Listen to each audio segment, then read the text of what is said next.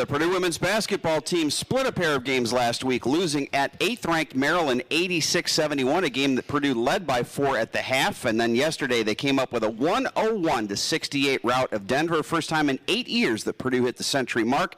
The Boilermakers now 7-4, heading into final exams this week. The next game will come up Sunday against the Miami Redhawks of the Mid-American Conference. That'll be a 2 o'clock tip at Mackey Arena. Good evening, everybody, from Wolfies in West Lafayette. It is the Katie Gearlds Show, and we have a special guest in with us tonight. Beth Couture is filling in for the head coach, who's out on the road recruiting this evening. Beth is the associate head coach of the Boilermakers. We talked to her a little bit earlier in the season, so she's going to take a few segments tonight. We'll have Alex Guyton from the coaching staff with us as well, and we also have a special guest tonight, Megan Kahn, who is the new vice president of women's basketball for the Big Ten, and she'll talk about her new role within the conference. But when we come back, it'll be Coach Couture on the Katie Gearlds Show, presented by Purdue Federal Credit Union. This is Boilermaker basketball from Learfield.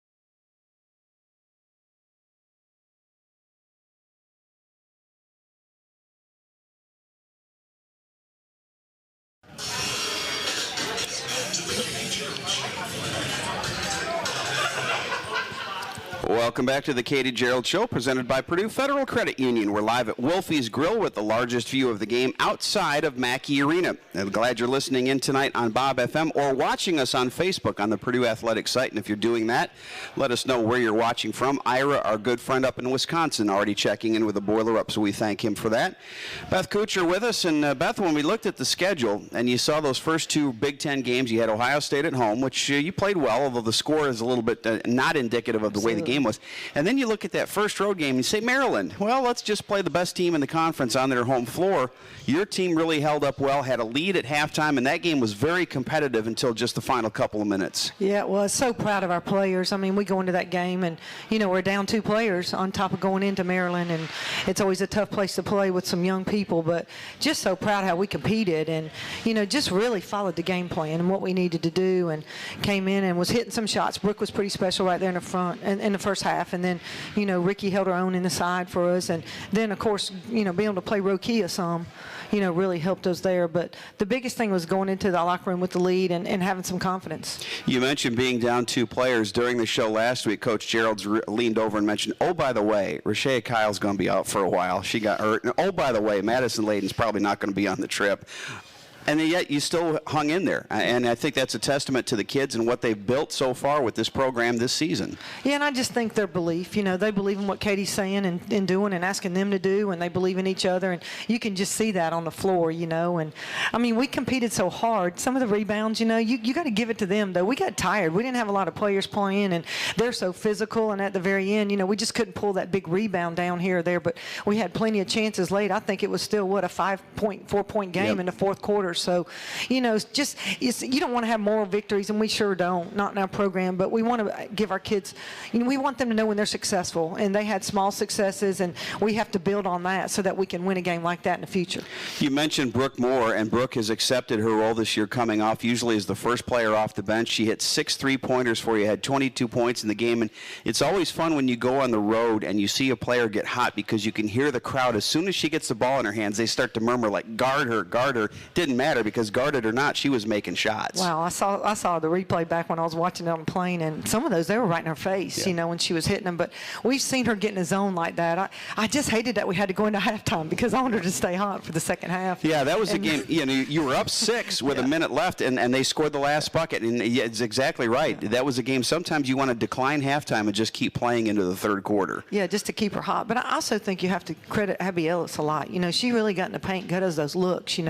We felt like that's something we could do against our defenses. We couldn't get deep in the paint because they're so big, but we could get in the paint and kick it early. We could get some shots. And, again, our kids followed that, and Abby did a really good job of getting in there and creating some stuff for us. Maryland's been a little bit shorthanded this year. Diamond Miller, who's really a big key to their offense and their defense, has been out. She's only played a couple of games, but you don't feel too sorry when you look at the roster and say, okay, they got 10 players. 4 of them are McDonald's All-Americans. We have a lot of kids that have eaten at McDonald's before, but, not a lot of All-Americans on the roster, and yet we've been able to compete so far with these teams. Yeah, we have. And again, I think it's mental, and because all the kids at this level can win basketball games, can play well at times, but it's what you're going to do mentally. And right now, our kids are really buying into that part. So you finish the game, and I think before we talk about the next game, it's really important to think about the things that we did in addition to basketball, because the team left a little bit earlier on Tuesday than normal and went straight to Arlington National Cemetery. That was a tremendous opportunity to look, and we saw the changing of the guard, the very solemn ceremony that takes place at the top of every hour, and then went from there to the Martin Luther King Jr. Memorial. Really a fantastic way to start the trip. It was, and you got to, again, credit Katie there, because a lot of coaches to be so concerned about what you're going to do basketball-wise, how we're going to get ready. We got to keep them off their legs, and it never came up. It never came up. Our players never thought about it. All they knew was we're going to go and we're going to have a great day, and it was educational, and it's something we needed to do together. Yeah, and the next day we went to the Smithsonian African American History and Culture Museum. Fantastic displays there, particularly in the areas of sports and music. You could have spent all day in those places and still not seen everything. Yeah, I know. I saw you in those areas, and I'm like, Tim, I don't even want to leave. It was just, I learned so much. And, I think our team right now is focused on some change, and I think you have to be educated to make change. And I sure did learn a lot in those 2 days. A lot of times you can get together as a team on the road. Sometimes the best thing, and not that certainly the team has played well at home, but sometimes it's best to be away. You're by yourself. The only people that believe in what you're doing sometimes are the people on that plane or that bus, and that can bring a team together, particularly early in the season. Yeah, I think anytime, after going through the year last year when you couldn't even eat together, it was just such a tough year with the COVID. And I think anytime you can bring us together and let us, experience something together like that, whether it's going to Arlington or going to Martin Luther King's, whatever it is, even just watching a movie, I think it's great for team chemistry and to understand each other, because everybody's different. All right, then the Boilermakers went back to non-conference play. We'll talk about yesterday's game against Denver when we come back. It is the Katie Gearlds Show presented by Purdue Federal Credit Union, and this is Boilermaker basketball from Learfield. Okay, now I'm going to find out if tonight's McDonald's.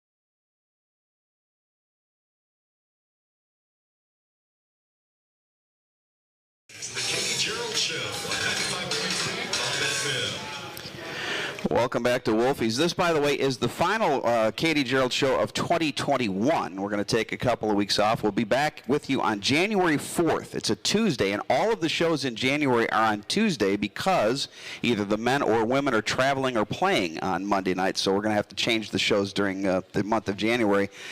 We do have, by the way, we got a lot of locals here and loyal followers who are here with every show. We are going to be here Wednesday night for the Jeff Brom Show. We're going to have a special bowl edition and signing day edition of the Jeff Brom Show. That'll be here at 6:05 Wednesday at Wolfies. All right, back to basketball. So you have Denver come in yesterday, a team from the Summit League, a team that was picked to finish in the middle of the pack, and they had played an epic game on Friday night, a 4-overtime win over Butler and Hinkle Fieldhouse, and then they come here less than 48 hours later, and I think the key was kind of, I'd say it this the wrong way, put them in their place early, make some baskets early, get a big lead, and that's exactly what you did. It was. I mean, our goal was to show growth because we've had, our last 4 games was really good, really 5 games since Marshall. So we just wanted to show that we had growth, and it wasn't just against the teams that we probably got hyped for, but it's against every team and against Denver and to punch first. And our players really stepped up and did that. And I think they played with intensity for 40 minutes when a lot of times when we play teams that we're supposed to beat on paper, we don't play well for 40 minutes. You had 7 players score in double figures, and none more than Cassidy Harden, who hit 7 3-pointers in the game, finished with a career best 25 points. What I love, though, is these days watching Cass guard the other team's 4-player, because that's really a lot of fun. You watch away from the ball, and she is mixing it up inside with the bigs. And she doesn't mind mixing it up. I think we finally found the area that she could really excel defensively, not just play well, because she's a really good defensive player, but she's really been holding some of the 4 players and post players down there, and she will battle on the box out too. So just so proud of Cass, and I think more importantly, just happy for her. She's been in and out with injuries and playing and not playing, and now she's excelling. I'm just happy for her. We've talked with Coach Gearlds about the fact that you have a lot of players that can move around into different positions, and probably the poster child for that is Janae Terry, and you've been playing her a lot at the point.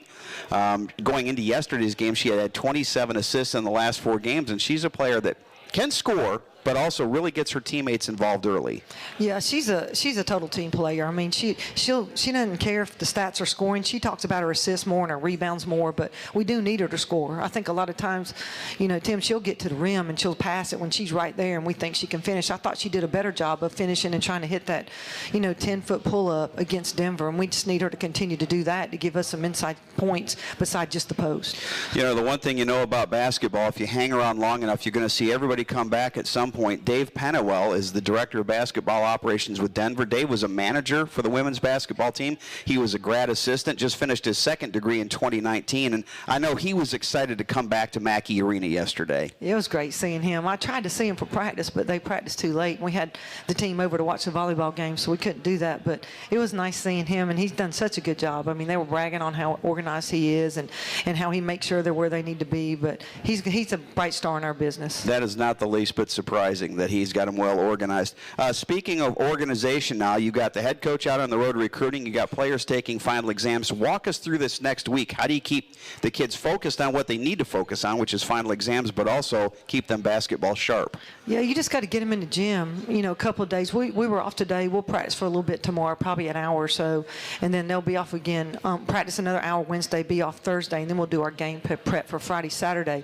Most of our kids are done by Thursday, so you just want to really get them in and get them active. You can't really make them think or try to put something new in right now because their minds are just, full of what they're trying to do for the minute and for the exams and everything that's going on. But, I mean, they'll handle it, and I think Katie understands it, and she'll make sure the focus is academics right now. Well, and the key also is you can't wait until week 16 here at Purdue to get your grades in order. You've got to get through week 1 through 15. So, hopefully everybody's been able to keep up and keep ahead of the game here going into finals week. Yeah, they've done a good job this year of just trying to stay ahead. We've been talking a lot about that. So I don't see as much stress right now as I maybe did last year or the past year. So hopefully that means we'll come up on top with those grades this year. All right, we're going to be talking with Alex Guyton when we come back. It is the Katie Gearlds Show presented by Purdue Federal Credit Union, and this is Boilermaker Basketball from Learfield.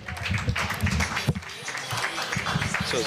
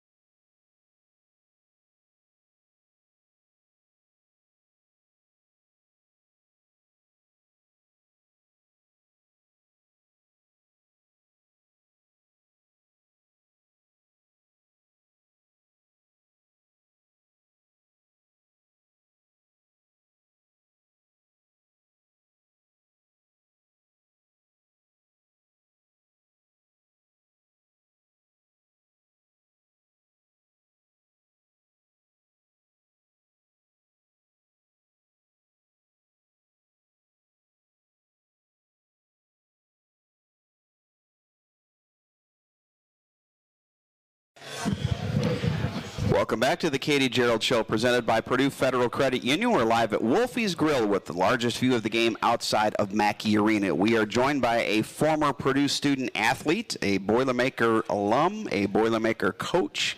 A lot of different paths, though, on the way, Alex Guyton, to get to where you are now, because was coaching in your future, you thought, when you left here? What was the game plan when you walked out of West Lafayette? I really had no clue when I graduated what I wanted to do. I knew I wanted to play professionally, and I was granted that opportunity to play overseas. So I did that in Germany for a year, and during that time, we got to kind of work with the development team at the league I was working with, and I fell in love. I wanted to inspire young people. I wanted to be able to motivate, and that was kind of my outlet. So when I stopped playing overseas, I got back into the high school level and fell in love. Yeah, we'll have a segment in the next, or a little segment in our next segment of the interview here, talking about pro boilers and some of the players that are playing overseas now. What was that experience like, though? You had the opportunity to play a season. We hear sometimes about language barriers, about difficult situations where you're playing. What was your experience like? Well, I went over as the naive American that everybody knows English and that I'd be just fine, and that wasn't the case. I went over to Germany and I had to learn how to really adapt myself in the culture and learn how to be a professional athlete. And where the college base is, it's all about the team. When you become a professional, it's all about you and your numbers and your production. And I learned that the hard way. So the first couple months were really a struggle for me. But after that, I kind of learned how to be a professional, fell in love with training, fell in love with the process of it, and really enjoyed myself. Did you pick up much German while you were there? Subtle things. I know how to order a pizza. I know how to order an alcoholic beverage. Those are the two musts. Yeah. Yes, After that, it's all downhill. Exactly, pretty much. All right. So then talk about the coaching path, because you've done some high school coaching and you had done some collegiate coaching before coming back to Purdue. Yes, so when I came back from overseas, I started at Warren Central High School with Todd Winland. We eventually did such a good job there. After a year, we were able to advance over to Carmel High School, one of the biggest high schools in the state, and really build that program all the way up. We won 2 sectional titles. We had a Miss Basketball candidate.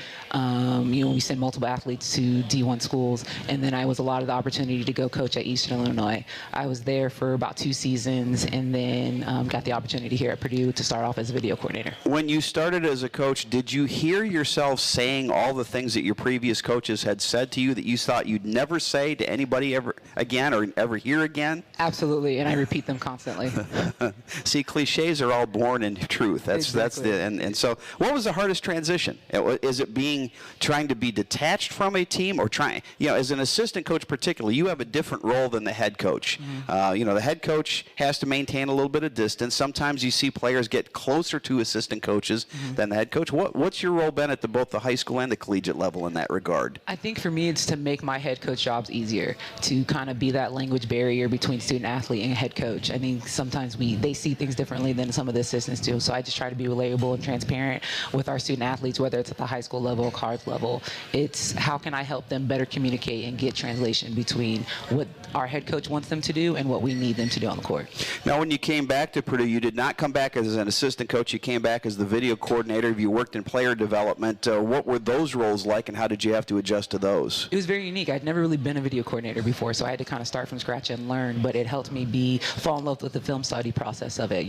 Watching film is very important to accumulating knowledge in the game, and I was able to just sit and watch film. And so to be able to recognize certain things that are going on the court and translate that to film and be able to communicate, and it just really helped my overall coaching ability. Did you were you a good film watcher when you were a player? Absolutely not. I will totally admit that. I was one of those players, I rolled it out and I was able to play. I was very blessed, but I wish I knew what I know now. I'd be a much better athlete. So how would your players now that work with you every day in practice, if they had to describe you and say, describe Coach Guyton for me, what are they going to tell me? They probably say I talk a lot of stuff. I'm very I have a good relationship with a lot of the girls, so I give them a hard time about things, but they know it's a genuine love, and I may be sarcastic in my delivery sometimes, but they understand where it's coming from. Not only that, I'm very passionate and very involved in wanting them to do well, not only as an individual, but as part of the team, and understanding the tradition of Purdue and where we want this basketball program to go. All right, we're talking with Alex Guyton. We're going to have more with Alex right after this break. It's the Katie Gearlds Show, presented by Purdue Federal Credit Union, and this is Boilermaker basketball from Learfield.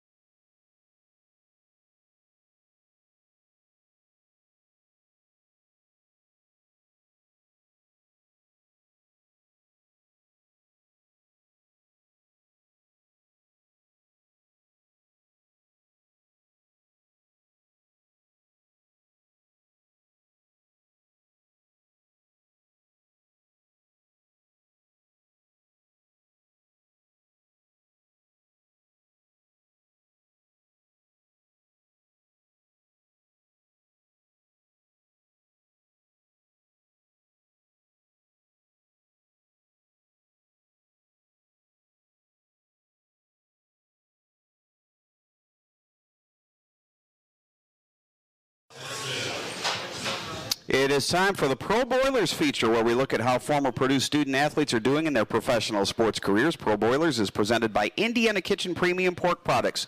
Get to know us at indianakitchen.com. Both our Pro Boilers and Indiana Kitchen are boiler-made. We've been following the exploits of some players who have gone overseas. Andriana Keys is playing for a team in Romania that's undefeated right now. They're 9-0 so far this season, and she's having a great year, averaging 20.4 points and 8.4 rebounds a game. One of Alex's former teammates, KK Hauser, playing in Poland. Her team is 4-4, but KK is scoring 16 points a game and dishing out 4 assists every contest. Sam Ostorello, another former teammate, playing in Italy. She is 7-4 with her team. She's averaging just over 4 points and 4 rebounds a game. And Aya Traore is playing in Spain. Her team right now is 7-3, and she's averaging almost 15 points and 6 rebounds a game. Tell me a little bit about KK Hauser, because she was your point guard when you were a Boilermaker. KK was a fiery player, played at 78 miles an hour, 78 RPMs for those who are old enough to remember vinyl records, all the time. She was a wild character, but she's probably one of my better point guards I've played with. She's one of my favorite people. We definitely had a good time. We were playing here. Be able to shoot the basketball, take you off the dribble. She had her bumps in the road coming up as a freshman and having to take a lot of responsibility, but she handled it well, and she turned into an amazing basketball player, and I'm just so proud of her progress so far. It is really hard for a point guard to take over as a freshman or even as a sophomore. You know, that's a position that really experience is so beneficial in. Yes, she had. She had great mentors. She had Fakara Malone before her to be able to guide her the way. But she was a great point guard for us. She's a great point guard overall. And the fact that she's still playing after the numerous knee surgeries that she has is a blessing in it all. So I'm so happy for her. Sam Ostorello is actually a naturalized Italian citizen. Sam Ostorello reminded me of Bambi. She would just bound aboard the bus, and her feet might not even touch the floor sometimes. Yes. Probably about as carefree a person as I've ever been around when she was here. For sure. I mean, she was just a character as well. Athletically gifted, be able to shoot the ball, be able to take you off the dribble, to rebound as well as she was, and be a skilled passer as well. And the fact that she's still playing and having the success she is another blessing and a credit to the system and tradition here at Purdue. Well, tell me about your transition this year, because when we were in the spring time, you were still going to be in your role, and then Coach V decided to retire back in the fall, and Katie Gearlds got moved up to head coach, and you got put on the assistant coaching role for the time being. And what's that transition been like for you? It's been amazing. It's been a whirlwind pretty much since October. It's gone at like full speed ahead. But amazing opportunity, amazing blessing, and for not only Coach V to kind of set me up in this position and put me where I am, but Katie to grant me the position as well. I think it's a testament to them and their trust and loyalty into me, and knowing that what I'm capable of, and I appreciate that. Alex, tell me about this basketball team, because I have a lot of people coming up to me and saying how much they enjoy watching them play. I think they've opened some eyes this year. And the fact that you put 101 on the board yesterday, I don't care who you're playing, it's not easy to score 100 points in a college basketball game. It's different. It's a lot of fun. I mean, Katie has their full attention, and you can tell. And they play for her. They play for us. They want to play hard. They want to go out there and do the right things and be successful. And the leaps and bounds that we've taken the last couple of months has been amazing to see. I'm so proud of the girls. I'm so proud of the coaching staff. It's just a testament to where we can go and our potential going forward. Sometimes it is much easier to play without the target on your back when people don't have, I guess, people outside of the program. I know people inside the program have had good expectations and high expectations all along, but when you don't have that bullseye on your back and you can just come out and play, it's got to be a little bit more freeing for the ladies on the team. Yes, and I think it's nice to go out hunting, as I call it. Yeah. You know what I mean? Instead of being hunted and having the pressure and the expectation, we can go out hunting. We put the pressure on other teams because they don't know what to expect. We're scrappy, we play hard, and we're going to give you a game. And I don't think they've always had that from us, and now they're getting it this year. All right, I got to ask, is your holiday shopping done? Absolutely not. Have not started. I'm right there with you. All right, maybe we can go out to hit the mall together. Absolutely. Let's get it done. It'll be like a hurricane out there. Well, Alex, it's great to have you back here at Purdue, and congratulations on your role right now and your role in helping this team get to where it is. And let's see if we can finish 2021 on a positive note. And who knows what happens in the new year. Absolutely, and thank you to all the Boiler fans. We appreciate your support so much. All right, this is the Katie Gearlds Show presented by Purdue Federal Credit Union. When we come back, we're going to hear from Megan Kahn. She is the new Vice President of Women's Basketball with the Big Ten. And this is Boilermaker Basketball from Learfield.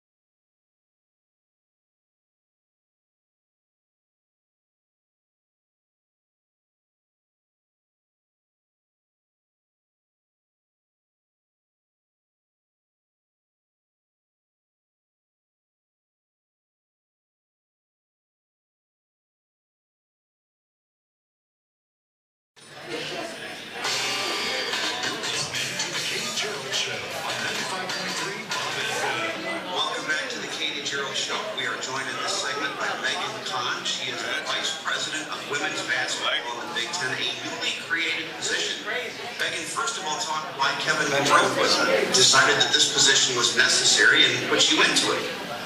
Well, I'm thrilled he chose me in the end here. You know, this is a long process through the fall. I think he made a public announcement at the combined media days earlier in the fall, and from the second they announced the position, I knew I was sincerely interested. I grew up in Iowa. I grew up right in the Big Ten footprint. I got a lot of friends and colleagues in the league. I got a great amount of respect for the league, academically, athletically, what they do across the board, not only in women's basketball, but, you know, in all the sports. And there's so much momentum. I know we're going to talk about that here in a little bit. In the women's game, the growth of the women's game, what we've seen already take place since April, it's like there couldn't be a better time to join the Big Ten and have a women's basketball specific position. Give us an idea, Megan, what you will be doing in your job and how it helps the Big Ten and the collegiate landscape. Well, and that was, I think, Kevin's impetus for creating this position. They haven't had somebody that's going to have the backs of our 14 coaches day in and day out. And we're at a point in the game, and especially in the Big Ten, where we need to rise to that upper echelon. The Pac-12, the SEC have continually generated a lot of interest and respect. Rightfully so, they've had an extreme amount of success the past few years. The Big Ten should be right up in that same breath, in that same conversation with those two conferences. And so really, you know, that's one of my jobs is to elevate the brand on a national level, elevate the respect level on a national level. In turn, that's going to help our coaches recruit to our 14 campuses. It will drive NIL opportunities for our student athletes. And then, you know, elevate the tournament experience. There's no reason with the strength of the Big Ten teams why the postseason tournament next year in Indianapolis, any future sites, should be a huge job for our fans, right? We have some of our campuses are in the top 10, top 15% in terms of, or top 10, top 15 numbers in terms of fan attendance on their own campuses. There isn't any reason why we shouldn't be drawing a better crowd, a better fan experience at the tournament, and then in turn a better student athlete experience. We have to, you know, really elevate the platform that our women athletes are getting and put them on the same level as the treatment that our men are getting. You mentioned the word momentum a little bit earlier. We're seeing it in women's volleyball in the Big Ten. The fact that you have great teams in the conference as a whole is elevated and everything just kind of builds upon itself. Is basketball in that realm? And if not, how close is it to being like a Big Ten volleyball right now? I do think it's in that realm. You know, look at the success of last year. We had 4 teams in the Sweet 16. This year we got 5 ranked in the top 25. We have 2 of the only active players in history right now with triple doubles, and Caitlin Clark and Grace Berger out there. We have more weight trophy candidates than any other league. There's just so much momentum and upside. So somebody hasn't been within the conference footprint that can really drive it day in and day out, and that's something that I look forward to. I love the thought of really elevating the brand on the national level. We talk about the strength of the league. We're seeing the traditional powers being powers. I mean, Maryland has a couple of losses, but they've already played, I think, after this weekend, last weekend, 4 top 10 teams. But we're seeing teams like Nebraska really kind of coming out of nowhere. And let's be a little bit provincial and talk about Purdue under Katie Gearlds. The stronger the league is, and better in general, the better it is for everybody. Yeah, and Purdue specifically just had a tough stretch coming off 5 games against ranked or else receiving votes in the rankings. They go 2 and 3. Katie has the team playing with so much momentum. You saw her passion and energy come out after that big win over Georgia Tech and the Big Ten ACC Challenge, and it's evident with the way her student athletes are competing on the floor. They're competing for 40 minutes. You know, they come off a tough Maryland loss, and that's Maryland, and they hung tough into the 4th quarter, and that was the goal.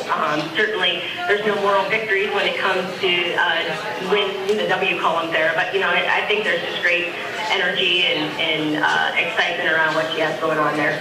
You mentioned Georgia Tech. I think the fact that Georgia Tech then blasted Connecticut last week by double digits adds a little bit more fuel, and I know that's one of your big pushes going forward. You want to see the non-conference games be as strong as they can to get your teams ready for the NCAA play and also just make it a better conference competition. Yeah, and our coaches do a great job of scheduling tough in the non-conference. The Big Ten ACC Challenge obviously helps us. What's going to end up happening with the new alliance, with throwing the Pac-12 in there too. Those are great things to get our teams ready for conference play, and then in turn for seasoned machine as it comes to the NBA tournament. Well, Megan, we thank you for your time on the show tonight. Good luck in your new role, and we look forward to seeing you in Mackey Arena. Awesome. Can't wait to be there. All right, the coach will be back after this. This is the Katie Gearlds Show, presented by Purdue Federal Credit Union, and this is Boilermaker Basketball from Deerfield.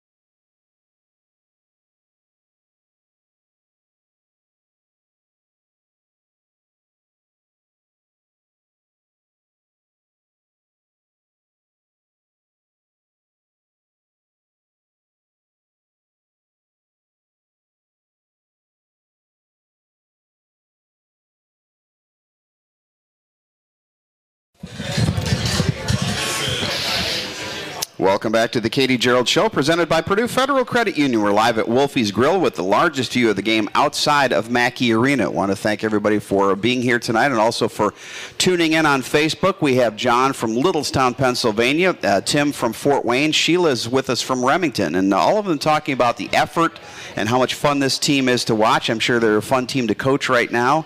And you mentioned Abby Ellison. Abby's a player that kind of flew under the radar coming into the portal from Cal Poly. I don't think she had a lot of recognition outside of the West Coast, but a player that is adapting to the Big Ten, and you've been able to take her off the point at times and show her abilities on the wing to score the basketball. Yeah, because she's really a scorer. You know, like she can shoot it deep, and we've seen her do that. And she can get to the basket and be kind of crafty. I think she's funny because she'll say, "Coach, I had to learn how to play against taller people because at Cal Poly I didn't have that."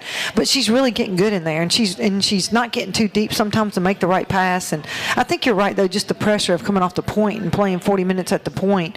And also it helps us because we can get her off ball so she can put some points up for us. Yeah, I was curious to see how Ricky Waltman would respond to her first couple of starts. She was scoreless against Maryland, but I thought held her own in there. And then yesterday scores a career best 12 points. And we talked about this last week. Your players now are really confident in her. They throw her the ball and they expect her to score when she gets it down there. Yeah, and I mean, honestly, that's a two-way street. You know, she started being successful in practice, and they saw that, and now they're giving her the ball, and they're real confident that she's going to score the ball, and I am too. I'm just so happy for Ricky, you know, because, again, she's another kid that she was injured and could never get over the hump, and now she's just really enjoying it. She's calling to want to watch film, and she's wanting to get in the gym more, but she's going to help us, and she's going to be a big help right now, especially with Shay out. Madison Layden was quiet. It was a quiet double-figure game, 10 or 12 points, but it was great to have her back on the floor. She's a player that you're going to need on both ends of the floor. Very crafty defensive player. You know, not the world's quickest player that you've ever seen, but great anticipation. Yeah, I don't think people realize that she usually shuts down their best wing player. You know, number 0 for Denver's really good, and she had a great game against Butler and could really create. And really, Madison just quietly shut her down. And people don't understand seeing how good that wing player is because she shuts them down. So that really hurt a little bit against Maryland to have that other defender. A lot of people, well, she could have helped you score. Well, not so much that as we need another defender, and she's definitely that person for us that defends wings that we think that can have a chance to go off and score a lot of points. Let me ask this, and I think a lot of people, as I've mentioned, have been a little pleasantly surprised at how this team has performed so far. As a coaching staff, have you been surprised? Did you? I think you thought there was an ability there, but have you been surprised that it's been this quick to really take place on the floor? Absolutely. I mean, I knew we were going to make strides and get better and better. At this pace, no. Especially, with changing stuff right in September when Katie took over. There wasn't a lot of changes, but she had some changes that she wanted to make that fit her philosophy and her personality. So you just wondered how long that would take. But you got to credit our players because they just really opened their arms up and said, let's go. Whatever you want us to do, we're going to try to do. And there wasn't that bucking going on. A lot of times when a new coach comes in, but they just believed in her. So am I surprised? I'm surprised it happened so quickly. Yeah, and having seen them, I usually try to stay away from watching practices really early in the season because sometimes it's very depressing. And I've had that before. I remember when Nell Fortner was here in her year, and I watched them practice the first week, and I thought if this team wins 5 games total, it's going to be a miracle. They wound up sharing the Big Ten championship that year. I saw your team practice the first week. I didn't have quite that feeling, but I'm going to tell you, I wasn't reserving any room for banners on this one. So I think the way that you've come and the length that you've come so far is really remarkable. Yeah, and I think a big thing was we really didn't move on until we could move on. Like it would have been, Katie could have come in and said, I want to put all these things in because this is what I want to do as a coach. But she started with her basics. And she's defense. I know she was an offensive player, but she's really a defensive coach. She knows her offense, but she teaches defense. And I think we just stayed with it until they got it. And I think you see us playing some great help side, really helping each other out, getting out and denying pressure on the ball. So I just admire her for not moving too quickly, too, as a coach. And I think sometimes, and you've been around the game long enough to know that sometimes coaches will come in and they'll say, well, I'm going to get my own players in here, and we're going to, Joe Tiller said it best. The team that you have, the team that you inherited is your team. The day that you sign that contract, that's your team. Yes. They're your responsibility. And I totally believe what he said as a coach and as many years as I've coached. I mean, when I walk on the court, those are my players. I mean, it doesn't matter if I recruited them or if I did or as an assistant, as a head coach. When you walk on the court with them, your family, and those are your players. All right, we'll have the final segment of the Katie Gearlds Show presented by Purdue Federal Credit Union. After this is Boilermaker Basketball from Learfield.